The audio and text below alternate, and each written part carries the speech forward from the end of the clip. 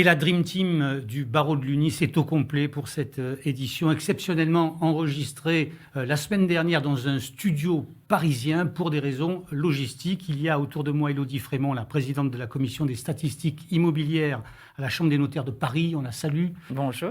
Frédéric Violo, en charge des statistiques immobilières nationales au Conseil sup du notariat. Bonjour Frédéric. Bonjour Gabi. Et puis évidemment Éric Bricot, président de l'UNIS Île-de-France, président de la commission promotion-rénovation de l'UNIS.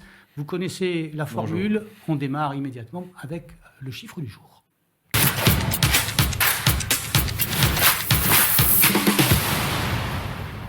Et ce chiffre du jour, il apparaît à l'écran, 906 000. Pourquoi 906 000 ? Pourquoi ce choix ? Eh bien, 906 000, c'est le volume des ventes à juin 2025. Donc c'est un chiffre qui est positif puisque en décembre, nous étions à 845 000. En mars, à 880 000. Donc on a une progression qui montre aujourd'hui que le volume de transactions est bien effectivement reparti. On avait un peu le creux de la vague qui était acté en automne 2024 et un redémarrage en premier trimestre 2025 qui malheureusement là s'est un tout petit peu calmé avant l'été. On est plutôt sur quelque chose de stable, on n'est pas quelque chose de négatif, donc tout ça me fait penser que le marché redémarre. Je vois que vous avez le sourire. Alors Frédéric, si on s'intéresse au volume des ventes sur les 12 derniers mois, on peut quand même dire que le trend est positif. Le trend est positif, on a la confirmation de cette inversion de tendance, en effet, depuis le début de l'année 2025. Elle se confirme mois après mois. Il y a encore de la route à faire, mais on va dans le bon sens. Alors, du côté des prix, léger tassement au deuxième trimestre 2025, et ça n'était pas forcément prévu. Non, forte disparité en fonction des territoires. On note effectivement des prix plutôt orientés à la baisse sur bon nombre de régions et des hausses qui sont très modérées sur une autre partie de notre territoire. Est-ce que l'évolution des taux d'intérêt a joué sur l'activité, sur le marché ? Elle joue énormément. Par définition, le marché immobilier, il est adossé en fait à l'emprunt. Donc, si les taux d'intérêt baissent, l'accès à l'immobilier devient plus facile. On renforce le nombre d'acquéreurs en situation de solvabilité, de capacité à pouvoir acquérir. Et donc, les gens vont se mobiliser. Évidemment, à l'inverse, si les taux repartent à la hausse, forcément, ça ne marche plus. Alors, on aurait pu imaginer que dans le sillon de la BCE, qui a quand même acté des baisses à répétition, on aurait pu imaginer que les taux du crédit immobilier diminuent aussi dans ces mêmes proportions. Ce n'est pas le cas. Ce n'est pas le cas parce qu'en réalité, les taux à la baisse de la BCE, qui a d'ailleurs annoncé le 11 septembre dernier une stagnation de ces taux, il n'y a pas eu de baisse au mois de septembre, sont corrélés également pour les prêts immobiliers aux OAT à 10 ans. C'est-à-dire à la manière dont la France se refinance. Ce qui veut dire que si les OAT à 10 ans sont plutôt orientés à la hausse, on ne surprend personne en disant ça, les taux d'intérêt immobiliers ne vont pas baisser. Ça veut dire que la situation actuelle de la France ne plaide pas pour une baisse des taux. La dégradation de la note récemment par Fitch, on est passé de A à A+, ne va pas orienter les taux à la baisse. Bien, je vous propose de passer au barreau de l'Île-de-France, voir un peu comment ça se passe tout de suite en images.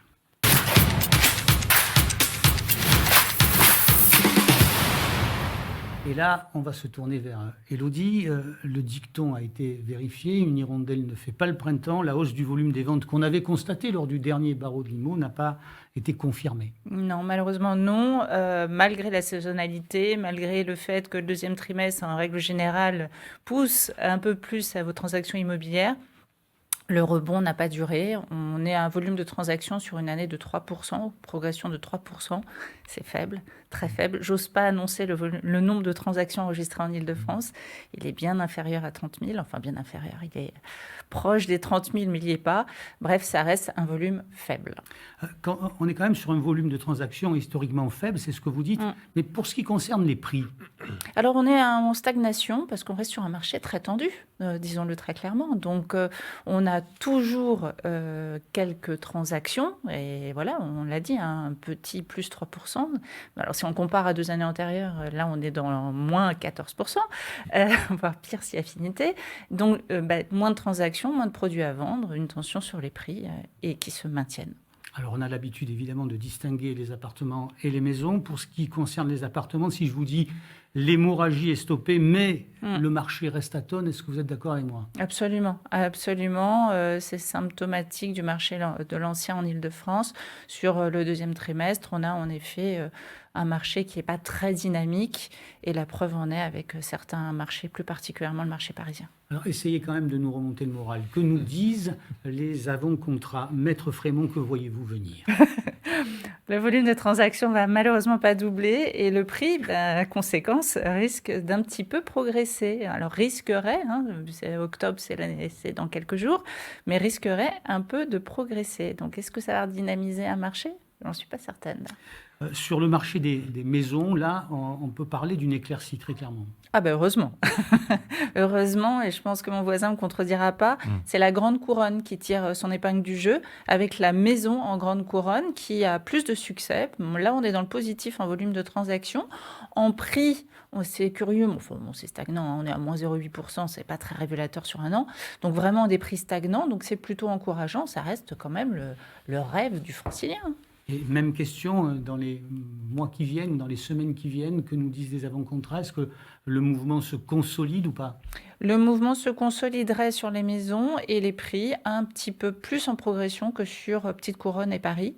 Je ne parle pas des maisons, évidemment, il n'y en a pas sur Paris, en tout cas pas suffisamment pour qu'on puisse enregistrer le volume de transactions, mais ça se maintiendrait un peu plus à la hausse. Alors, on partirait de 324 000 euros, en moyenne évidemment, pour atteindre dans les semaines qui viennent 340 000 euros. Alors, absolument. On se contente de ce qu'on peut, mais c'est déjà une augmentation. Oui, ça avoisine les 3% d'augmentation, ça avoisinerait les 3% d'augmentation en octobre. Oui. Sur un marché dont l'activité est plutôt positive en ce moment. Oui. Alors, on va, comme d'habitude, resserrer le focus sur Paris intramuros. Et là, sur 12 mois glissants, on reste sous la barre des 30 000 transactions, dont j'ai compris au fil des barreaux de l'UNIS qu'elle était un peu un juge de paix. Quand c'est un peu plus, ça va. Quand c'est un peu moins, ça commence à être douloureux pour le marché. Oui, et puis alors là, c'est ce qu'on indiquait tout à l'heure, c'est que Paris, donc c'est le marché de l'appartement ancien proprement parlé. On a un volume de transactions enregistré de moins 12% sur un an. C'est beaucoup. Ce qui veut dire que qui reste sur le marché, ce ne sont pas des franciliens, ce sont beaucoup d'étrangers non résidents qui font le marché de Paris intramuros. Le chiffre global, c'est 26 630 ventes sur la période qui nous intéresse, pour un prix moyen. Vous évaluez à combien aujourd'hui? 9004, il progresserait peut-être un peu plus vers la hausse. 9006, au fur et à mesure, on n'atteindra pas les 10 000 euros. Donc ça, c'est peut-être l'illustration qui suit. Les avant-contrats nous disent qu'on passerait de 9005 à 9650. On reste encore à des niveaux de prix bien inférieurs à ce qu'on a connu en 2020, 2021 plutôt. Oui, même 2022, jusqu'au début de la crise qui s'est enregistrée à la fin de l'été 2022, oui.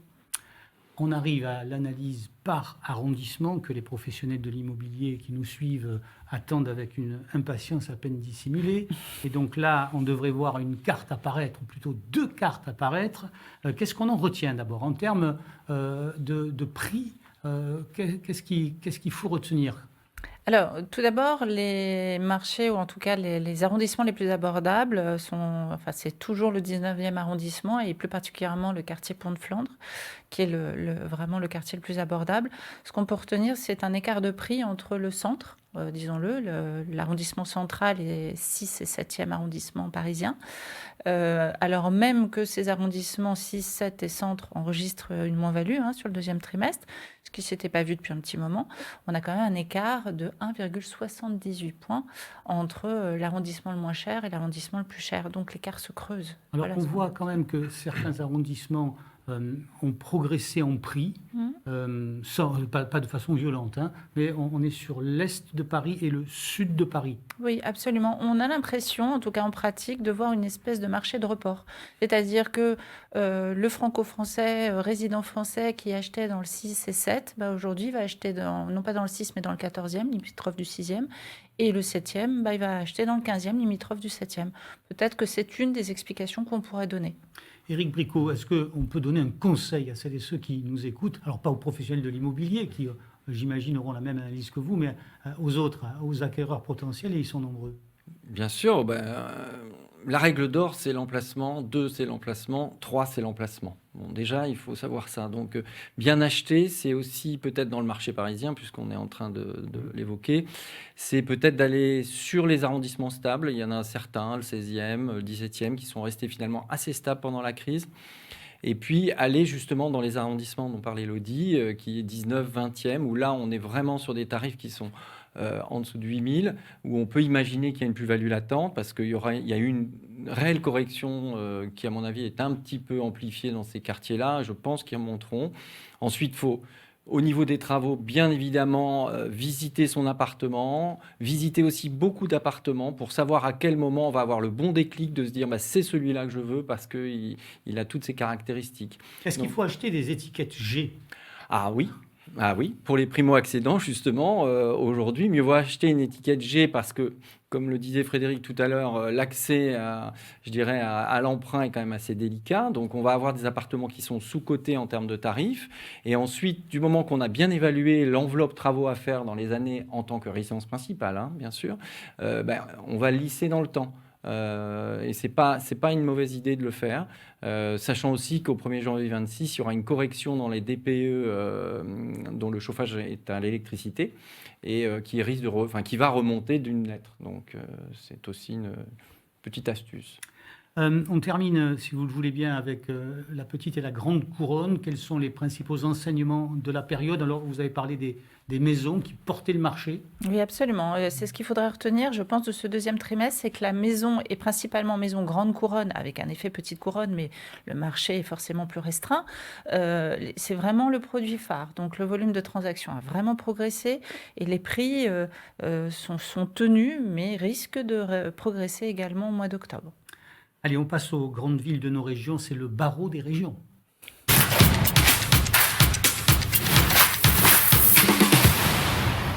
Frédéric Violo, deux cartes. Vous nous proposez régulièrement ces deux cartes. L'une concernant les appartements, l'autre les maisons. On va commencer par celle des appartements. Les grandes tendances. Beaucoup de complexité sur la lecture de cette carte, je trouve, parce que autant sur nos précédentes interventions, on avait quand même des tendances assez générales qui se révélaient. Là, il y a une disparité qui commence à apparaître. Les grandes corrections, c'est l'Ouest. L'Ouest les prix dans l'Ouest ont beaucoup diminué. Nantes, Rennes, là on voit qu'à Rennes ça se stabilise. À Nantes, la baisse est toujours existante, mais elle commence à se réduire. Donc on sent que les prix sont en train d'atterrir de manière assez stable. Par contre, Bordeaux, non. Bordeaux continue de dégringoler depuis plusieurs années maintenant, après des fortes hausses qu'on a pu constater dans les années 2017, 2018, 2019. Bordeaux continue de diminuer, et Lyon également, qui a une trajectoire assez parisienne en termes de prix, tant pour les appartements, comme on le voit là, mais que pour les maisons aussi. Est-ce qu'on a une explication pour ces métropoles ? Il y a eu des effets de correction sur Bordeaux qui sont assez clairs, des prix qui ont augmenté de manière assez extraordinaire et qui, de fait, lorsque la conjoncture immobilière se durcit, se corrige davantage. Sur Lyon, il y a un effet métropole, je pense, qui est assez fort, à l'instar de ce qui s'est passé sur l'Île-de-France. La côte atlantique basque, par exemple, là où on avait vu quelques corrections à la baisse. Oui, là aussi, des corrections à la baisse qui étaient la conséquence de hausses très importantes. Il y a souvent cet effet aller-retour, en fait, sur les dynamiques immobilière, ça monte fort, ça descend fort. Et à l'inverse, les territoires qui ont tendance à être plus résilients vont moins fortement subir les effets de la crise. Quoi d'autre encore sur cette carte ? On peut la rediffuser, elle est intéressante parce qu'on voit à peu près toutes les grandes métropoles françaises. On peut remarquer que la baisse des prix est toujours assez marquée dans le nord de la France. Sur Amiens, sur Lille, sur les appartements, ça reste quand même assez fort. Et à la vraie capitale de ce pays, à Marseille ? Marseille tient bon. Marseille tient bon. Ça va plutôt pas mal. Les prix sont stables et Marseille résiste bien. Alors ça, c'est l'analyse pour les appartements. Pour ce qui concerne les maisons, c'est la deuxième carte. Alors sur les maisons, je confirme ce que disait Elodie, la maison repart plus fort en province que les appartements. C'est vrai sur mon territoire, la Normandie, ça s'est constaté de manière très claire. C'est vrai aussi sur la plupart des départements et des régions de notre territoire. Donc l'appétence pour la maison revient. Les effets de correction qu'on a notés tout à l'heure sur les appartements sont confirmés, mais dans une moindre mesure. Cela étant, ça baisse toujours à Bordeaux, ça baisse toujours à Lyon, en tout cas sur la métropole lyonnaise, puisque là on raisonne à l'échelle de la métropole. Alors, quelques questions d'ordre général. Est-ce que, par exemple, l'effet JO qu'on attendait s'est produit ou pas sur Paris ou ailleurs, hein, mais... Non, sur Paris, absolument pas. Et je pense qu'on a négligé, par contre, l'effet augmentation de droits de mutation à titre onéreux, qui nous a donné peut-être une fausse lecture du premier trimestre 2025. Ouais, tout à fait. C'est-à-dire... C'est-à-dire que ça a encouragé, on a interprété ça comme un rebond. Certains de vos confrères ont dit qu'il y a une reprise de l'immobilier. Non, la preuve en est avec les chiffres. Il y a eu une augmentation des droits de mutation qui a été enregistrée sur certains départements, mais pas à la même date. Par exemple, sur l'Île-de-France, nombre de départements ont augmenté la taxe départementale de 0,5 points à partir du mois de mars, on va dire fin mars, d'autres fin avril. Donc ça a eu un impact. Les gens ont accéléré le mouvement. Et puis, certains se sont dit, plutôt que de faire un effort sur la taxe, les 0,5% qui vont donc progresser, j'ai peut-être moins négocié le prix, d'où une stabilisation des prix également. Ah oui, donc c'était un phénomène très conjoncturel. Oui. Autre question concernant les crédits à l'immobilier, on a parlé des taux, mais est-ce que les conditions d'octroi des crédits sont toujours aussi souples, hein? On a eu une période très difficile, ça s'est assoupli, est-ce qu'on reste là Aujourd'hui, nous, on constate dans nos programmes que c'est encore assez souple, mais la tendance a l'air d'être à la hausse, comme disait Frédéric tout à l'heure. Donc, on peut imaginer quand même là aussi une petite contraction. On l'espère pas, mais pour le moment, ça va. Dans les études, vous avez des dossiers refusés ou des conditions qui sont beaucoup plus Non, strictes? l'accès au crédit, on l'a dit, il a été fortement durci ces 2 dernières années. On a quand même l'impression que depuis le début de l'année 2025, les banques sont plus enclines à accorder du crédit qu'elles ne l'étaient 1 an ou 2 ans avant. J'avais lu ou compris que les banques réclamaient désormais 20% en apport. Non, on n'est pas à 20% d'apport. On n'est pas à 20% d'apport. En revanche, le fait de pouvoir au moins apporter l'équivalent des frais d'acquisition sera bien vu. C'est-à-dire que le financement à 110% a tendance à se raréfier, ça c'est clair. Mais est-ce que c'est une mauvaise chose? Fondamentalement parlant, j'en suis pas sûr. Donc il faut aussi l'accepter quelque part. Effectivement, et là aussi, les banques sont maintenant sur du secteur green. Et il faut savoir aussi, quand on amène un dossier dans lequel il y a une rénovation énergétique, elles sont plus à même à vous fournir un crédit. Et oui, parce que leur bilan carbone Exactement. est Voilà. impacté Oui. aussi. Et puis parce que la note énergétique est potentiellement un risque hypothécaire pour une banque. Si je finance un bien dont la performance énergétique est mauvaise et qui n'est pas prévu de le rénover, est-ce que la valeur de mon gage va couvrir ma créance dans les mois ou années à venir en cas de défaillance de l'emprunteur? C'est pas sûr. Côté acquéreur, vous constatez des crédits sur quelle durée aujourd'hui? On est toujours sur des durées très... Des crédits longs, le primo-accédant, on ne le voit plus, en tout cas en Ile-de-France, on ne le voit plus. Donc ce sont des crédits longs. Le relais, de plus en plus avec des garanties hypothécaires, donc plus onéreux, plus cher, et plus rare également, parce que le risque est là. Allez, on enchaîne avec la question du jour.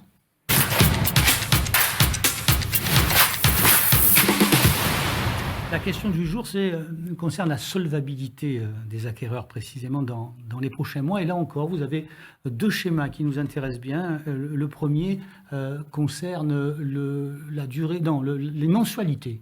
Alors, commentez-nous ces documents qui sont à l'écran. Écoutez, la mensualité s'est améliorée parce que si on compare juillet 2023 à ce qui adviendrait en octobre de cette année, on a une mensualité qui est revue plutôt à la baisse. C'est-à-dire que la solvabilité s'est améliorée pour l'acquéreur francilien. En tout cas, c'est cette étude qu'on a pu faire de l'ordre de 6 à 7%. Donc, c'est beaucoup sur une maison. Donc là, c'est un prêt sur 20 ans pour un appartement de 65 mètres carrés. Donc, il fallait débourser 2 000 euros. Désormais, c'est 2 255. Comment il faut lire ces tableaux qui si on prend vont être diffusés? La pire situation, évidemment, on compare à 2022. Merci, Gabi. Oui. Donc oui, en 2022, pour acheter cet appartement, il fallait débourser 2 030 euros. Donc c'était plus intéressant qu'à octobre 2025, où là, il faudra débourser pour le même appartement 2 255 euros. Là, on est en progression de 11,10%. Et puis, vous savez qu'entre 2022 et 2023, il y a une progression, une augmentation du taux d'intérêt qui est allée très, très, très vite, mais vraiment très vite.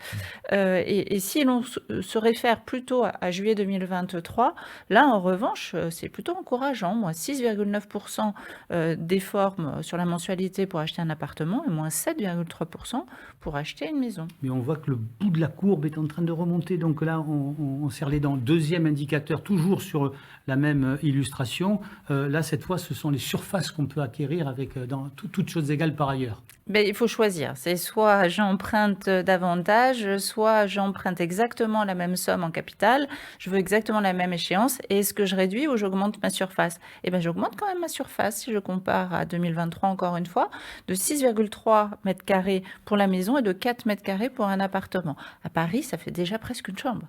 Oui. Ah oui, c'est vrai. Mètres carrés. À Caen, peut-être pas. D'accord, non, mais cela dit, l'effet solvabilisateur des taux d'intérêt est exactement le même. La difficulté, je pense aussi qu'on rencontre, tu l'as dit Élodie, c'est que les taux ont augmenté de manière extrêmement forte, extrêmement rapide sur les 2 dernières années. On a été jusqu'à au-delà de 4. Hein. Voilà, on est passé de 0,8 à 4 en l'espace de quelques mois. Donc, effectivement, aucun marché peut encaisser ça. Après, il faut relativiser. C'est-à-dire qu'aujourd'hui, le taux moyen du crédit immobilier, c'est 3,30 sur 20 ans. Est-ce que c'est un crime d'emprunter à 3,30 sur 20 ans? Non, on est revenu en fait à des taux de fonctionnement qui sont normaux. Est-ce que, c'est vrai. question pratique, est-ce qu'on peut renégocier quelqu'un qui a contracté un crédit il y a 1 an à 4% et quelques? Est-ce qu'il peut aller voir son banquier en lui disant, monsieur, ne peut pas faire un petit geste? On peut toujours, mais c'est de la discussion. Donc, généralement, les taux sont fixes dans les crédits immobiliers, pardon.